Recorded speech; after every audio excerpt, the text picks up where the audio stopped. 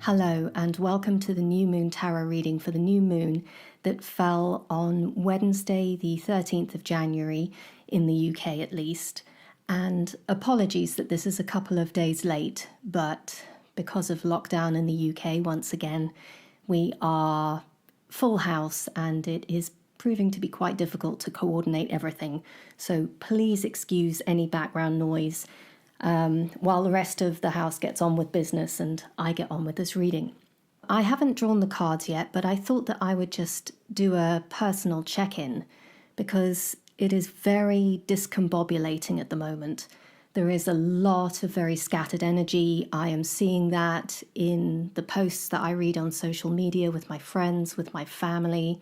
I'm hearing that with the people I work with, and I'm certainly feeling it myself. And, you know, whether it's a collective thing or whether it's a personal thing, it still has an impact on each of us. And one of the things that is worth bearing in mind is how important it is to remember that we are heads attached to bodies.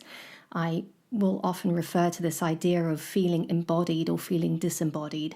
And particularly right now, for a lot of us, I think, in the Northern Hemisphere, and I don't know how it feels for you in the Southern Hemisphere, but winter and that time of year when in relatively normal times things sort of die back or they go into a sense of quiet or hibernation, it is quite difficult then to draw ourselves out of that sense of personal hibernation as well. You put lockdown on top of that and just coming out of a holiday season that takes up a lot of the time and attention of the Western world, and it can feel discombobulating, as I said.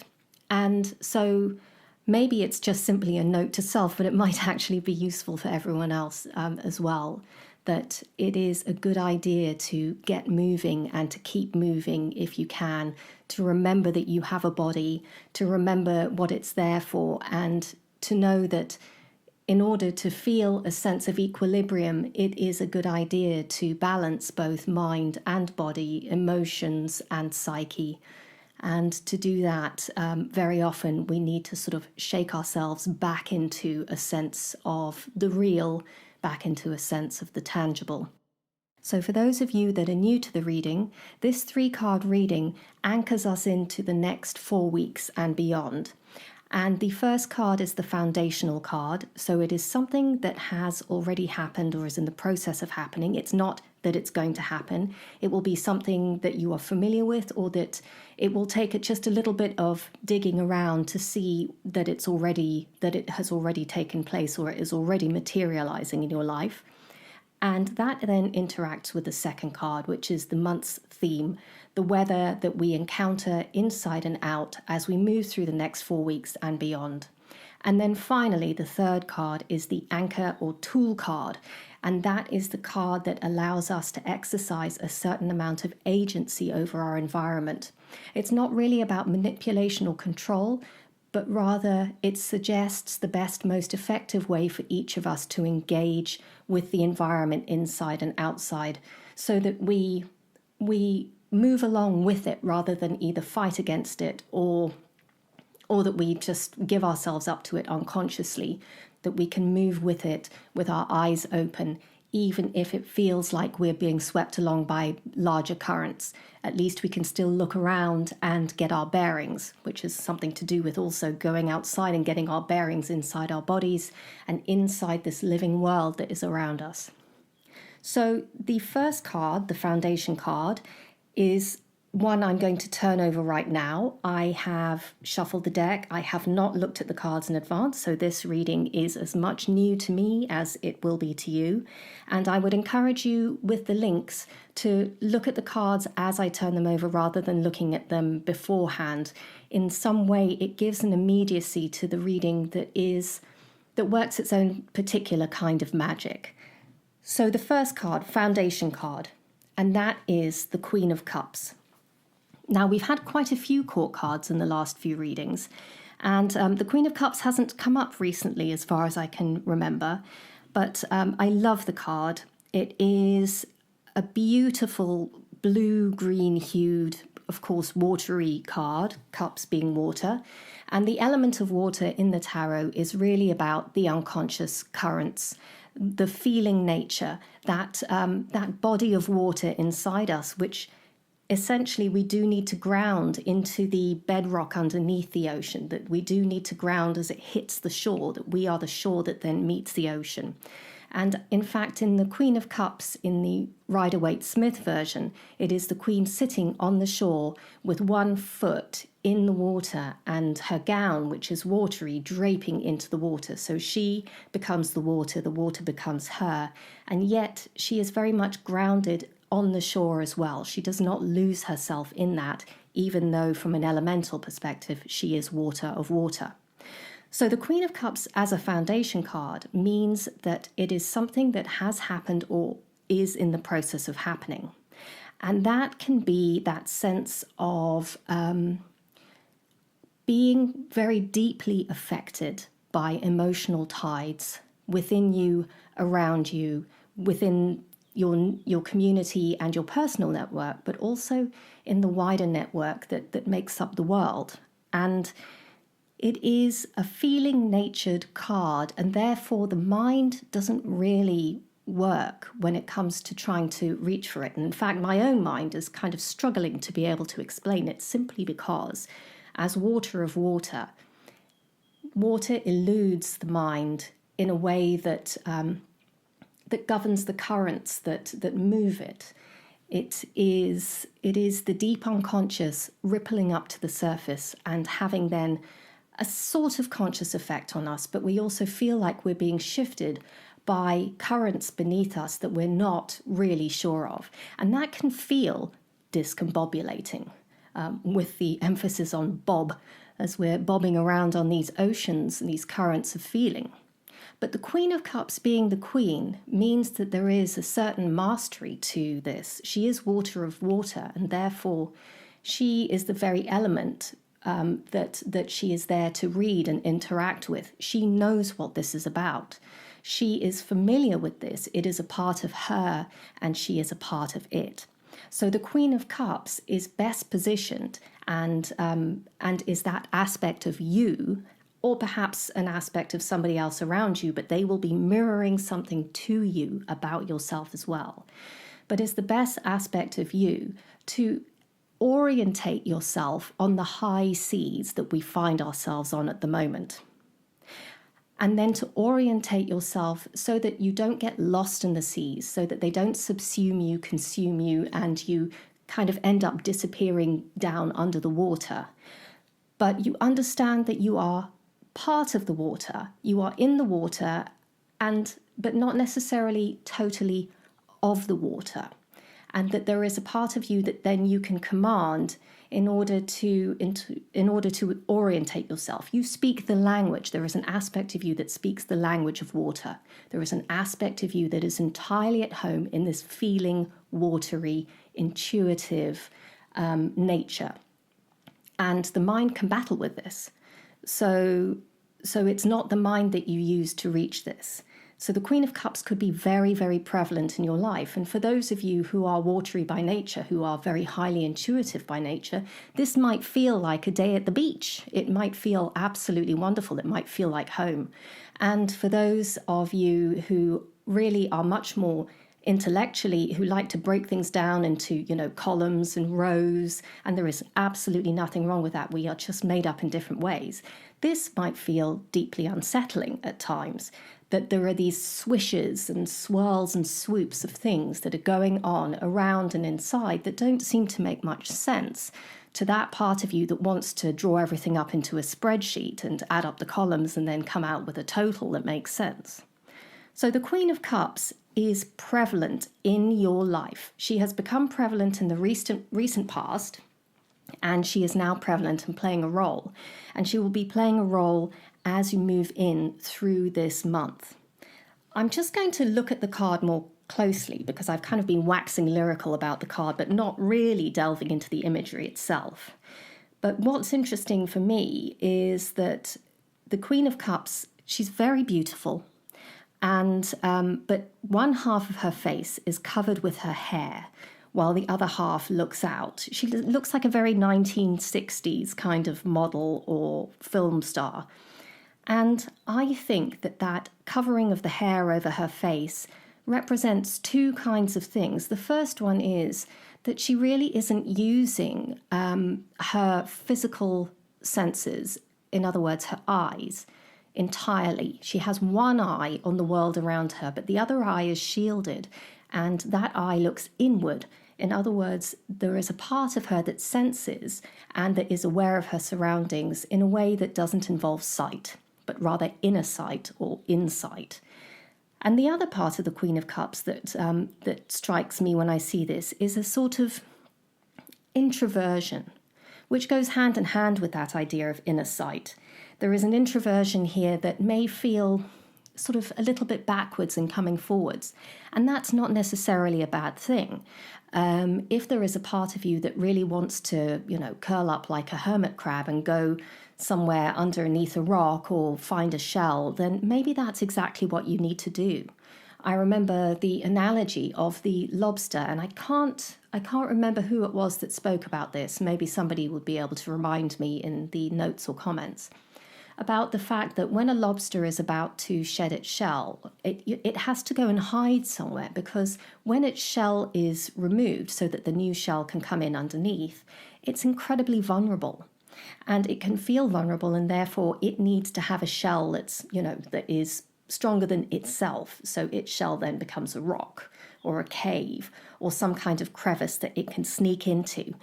And the Queen of Cups sort of reminds me of that, a kind of rare, watery creature who is, in a way, shielding herself a little bit from the outside world behind her hair. And that feels important because maybe there is an aspect of you that is feeling a little bit wary about circumstances, or a little bit vulnerable, or a little bit without a shell, a little bit soft, tender. And perhaps that isn't a bad thing. Perhaps that's not something that you need to man yourself up out of. And perhaps it's something that actually you can pay attention to, and you can adjust your life for the time being so that the Queen of Cups has her day and she has her say in your life. There is little point in chasing her away and telling her that she needs to harden her shell when she may have something really important to offer in terms of her own insights about what is going on inside and around. And again, it won't be intellectual, and it will be that mind that is probably the most likely thing to say to you, oh, for heaven's sake, just grow up, just grow a spine, get a life, sort yourself out, get out there. And maybe that is valid sometimes, but maybe in the realm of the Queen of Cups, when she is coming forward, there is another part of you that needs to be seen and needs to be heard in its own way. And it will be quiet, or it will be quieter. It will be more meditative. It will speak in the spaces between the words. It is sensations in the body and movements in the psyche, and they may feel a little bit strange. Sometimes these kinds of shifts are so alien that they can often translate into anxiety attacks or panic attacks, when in essence it is a feeling nature of ours that is coming up and is this sort of strange creature from the depths that can be quite unsettling at first. But then if you give it space, it can just move around and shift and move on. And maybe in that moment you have been able to get a closer look at what it is. And perhaps there's even been a message from it. So the Queen of Cups, I'm looking for any writing that is in English on this card. And there's very little here. Integrity, that's one of the words that I can see. Emotional integrity and motherhood.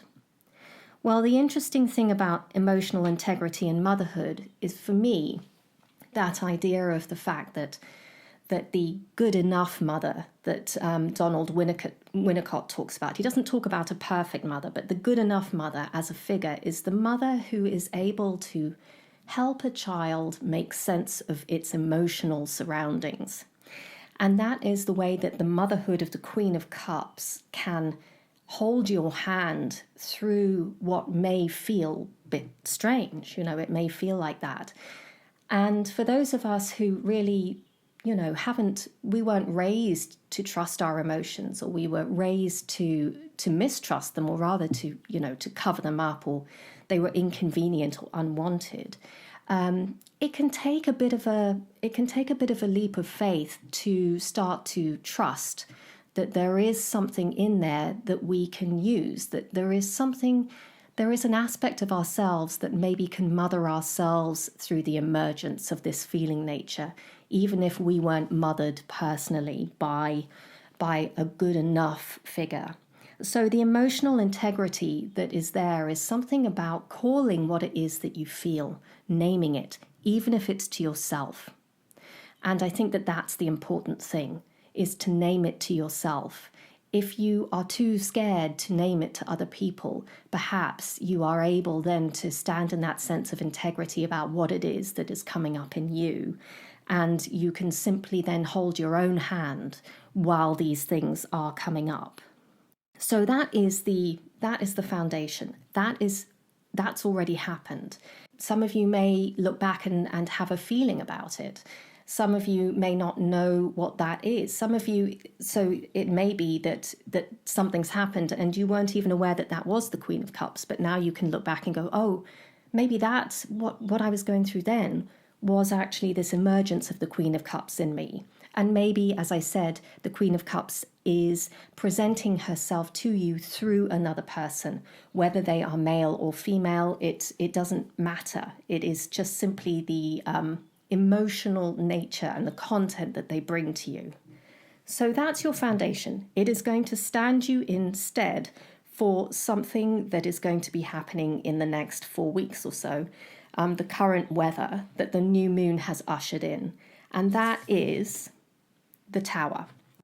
So the Tower, in and of itself, stands in quite sharp contrast to the Queen of Cups. Visually, you'll be able to see it in terms of how different they look, though there is a blue background in the Tower that is the Queen of Cups. So I am going to suggest that is the Queen of Cups as that foundation is still making herself known and present through this. But also the Tower is very much it's in contrast because of what it stands for. So whereas the Queen of Cups is water of water and will very often be associated with water signs, for example, it would be Pisces, perhaps Scorpio, but probably more Piscean or Cancerian. The Tower is Mars.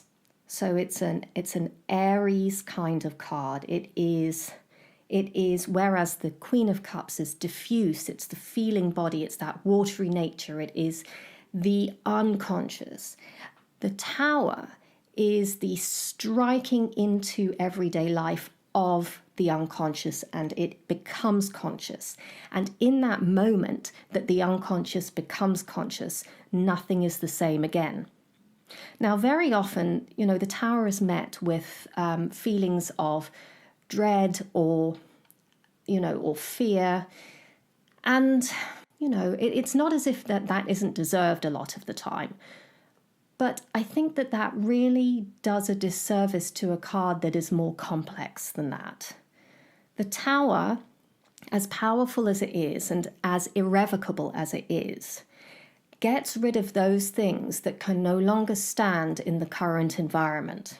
So once the Queen of Cups, in this case, has made herself known to you through this feeling nature, once there is an intuition or a sense of something going on underneath, it may well be that aspect of you then can no longer unsee something that has been going on, perhaps for a long time.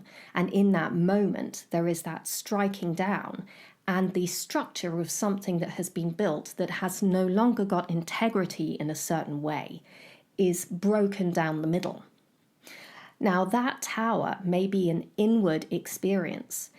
I have known towers to be really quite an upheaval from an inward experience. I've also known them to be really very liberating in their most elevated sense. And I'm not using that as a way of covering up anything. They can be a form of liberation, which can also feel very disruptive.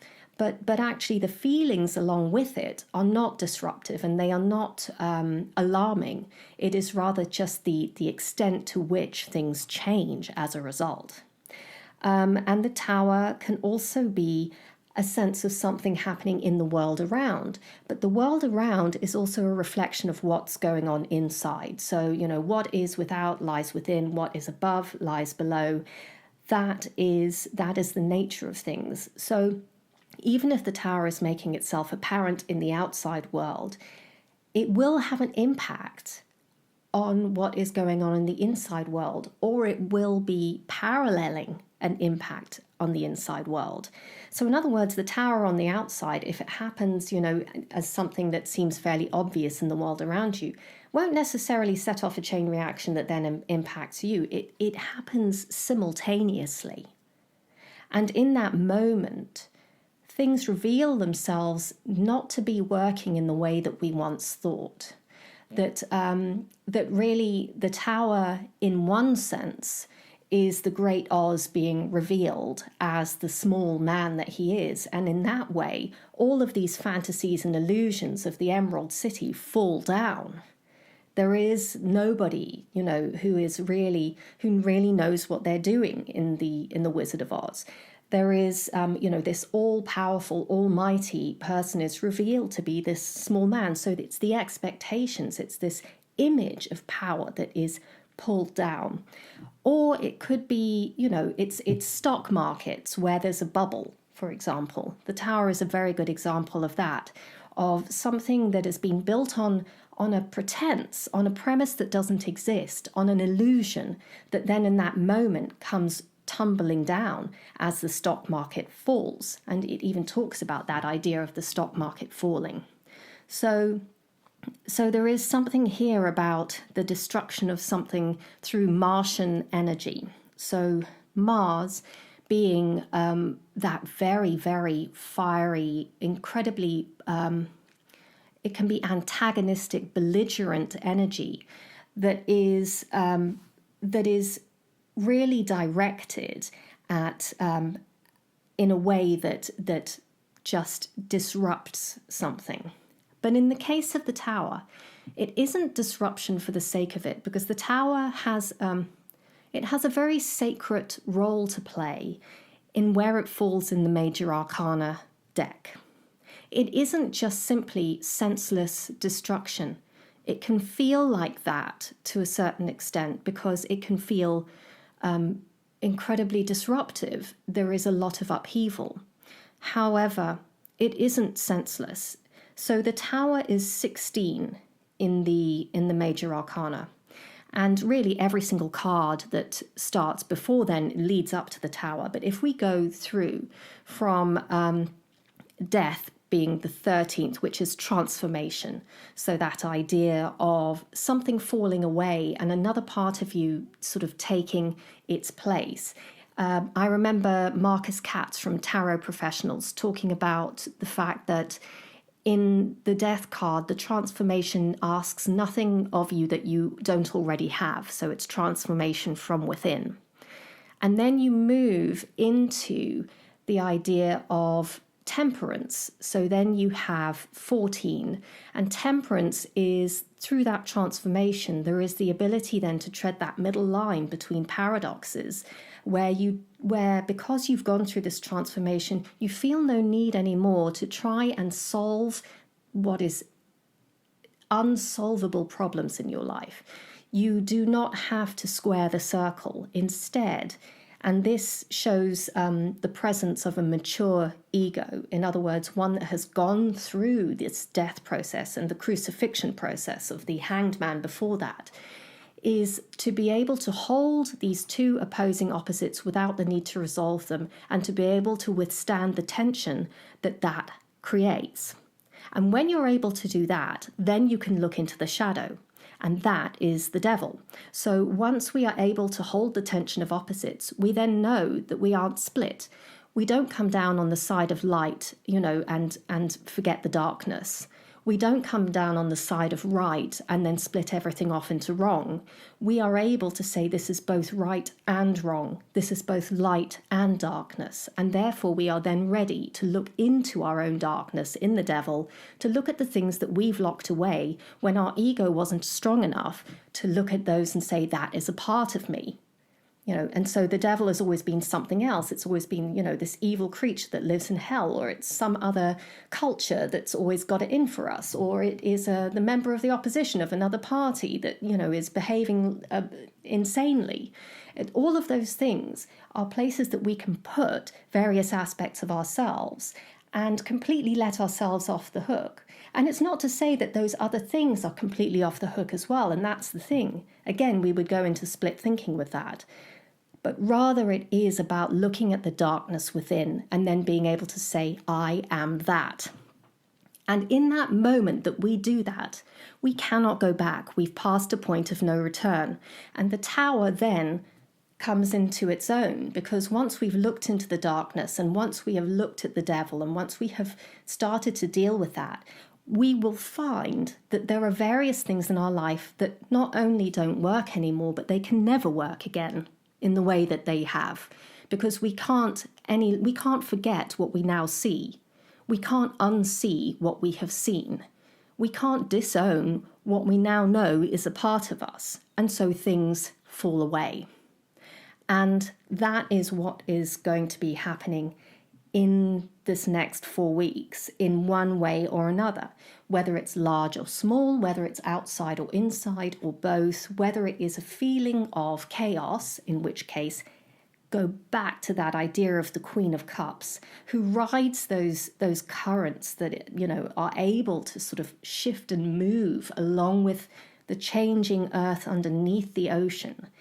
We can work along with that idea of that chaos, or it may feel like liberation. It could feel dreadfully inconvenient, or it could be a moment of complete release and relief into something that feels entirely different. And if you look at the tower in this deck, part of the structure has fallen away, but there's another part that remains. And I love the look of this very David Lynchian floor on the first floor of the tower. And I actually think it's the second floor if you're American, but in England it's the first floor of the tower. And it still holds a bit of a mystery for me what that is, why it is that there are those black and white tiles there.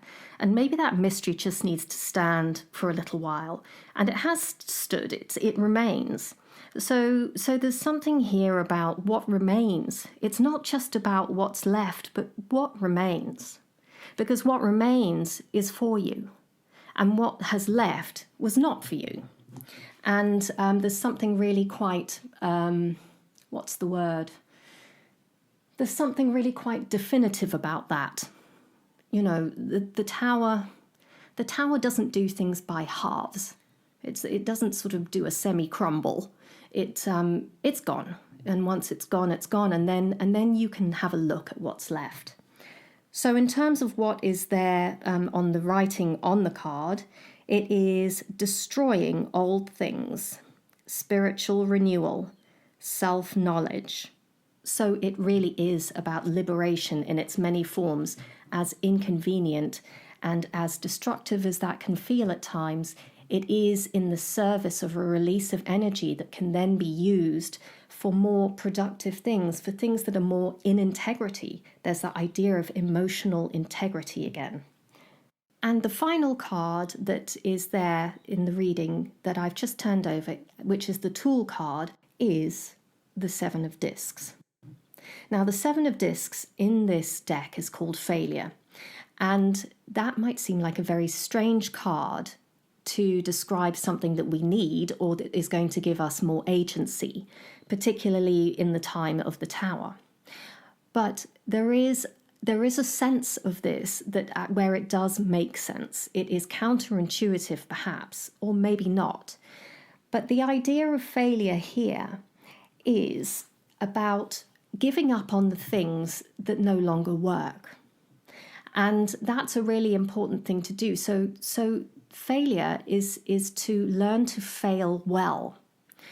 And that sounds like a bit of a cop-out, doesn't it? But I have to say that it is incredibly important that what might seem like failure to the mind may actually not be failure at all to the heart. And what might feel sad may not necessarily be the wrong thing. And failure here is discs, so it is in the material, physical world. There is something here about understanding the limits that we reach of our own abilities in a particular area. And once we've reached those limits of those abilities, we can then shift and do something else. We can turn our attention to something else. We can look at the things that are working, and that works very well with the tower. You know, don't keep starting building brick upon brick upon brick on this building that has fallen down, this structure, just because you want it to, you want to go back to the way that things were. You don't want things to change. That's not going to work. It is to allow the dust to settle, to invite in that sense of something not working, and then see what it is that does work, that is not that. What has it made way for? What has needed to fail in order for something else to come through?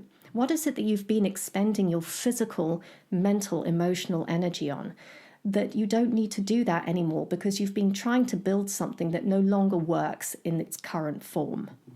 So I look at the failure card here, and I'm going to look at the writing, and all I can see is, that's very interesting. It says, earn the success of the effort.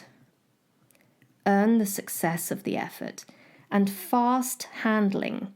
Well, I don't know, but, Karl Röhrig's first language is German, and I'm wondering if fast doesn't mean sort of like, not fast as in quick, but also as in holding something fast, something steady handling. So earning the success of the effort and steady handling. In other words, don't despair. Work with what you've got.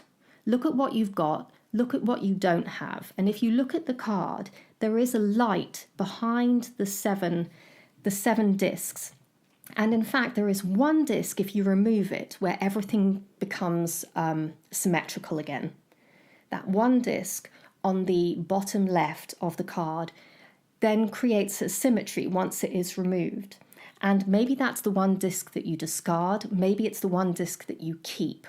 But in some way, there is a way of looking at your current circumstances that where a failure is actually a step towards something else. And in fact, it's a step that's inevitable if you are to succeed. And one of the things, for example, in terms of doing experiments in a lab, for example, sometimes the failures can be spectacular in what it is that they uncover about the experimental process. It might be something entirely unpredictable, but it can also be telling you what road not to take, So in other words, well, that didn't work, so let me try something else. Or that didn't work, but my goodness, it's created something that I wasn't expecting, and therefore maybe we can use that. In that way, look at failure in a different way. Look at it with the eyes of the Queen of Cups. Look at it with one eye on the everyday world, because that's what you need to navigate. But also look on the inner eye of what it is that might be revealing itself to you inwardly from the tower, from that experience of the toppling of structures that have lived out their time. And I'm going to leave it at that. Powerful reading. One minor arcana, one court, one major arcana, and one of the sort of bigger major arcanas in terms of the impact that it has on people. So I would invite you to put your questions, your comments to me. You can email me, sarah@integratedtarot.com. You can send comments to me if you're watching this on YouTube. You can put that in underneath. Or you can contact me through my website at www.integratedtarot.com. In the meantime, I will leave you with the gift of the Queen of Cups as she makes herself known to you, and the gift of failure in its many forms, and what it can reveal to you about what it is that you have that you can use in a way that is productive and just for you. Take good care of yourself, and I will speak to you next month. Goodbye.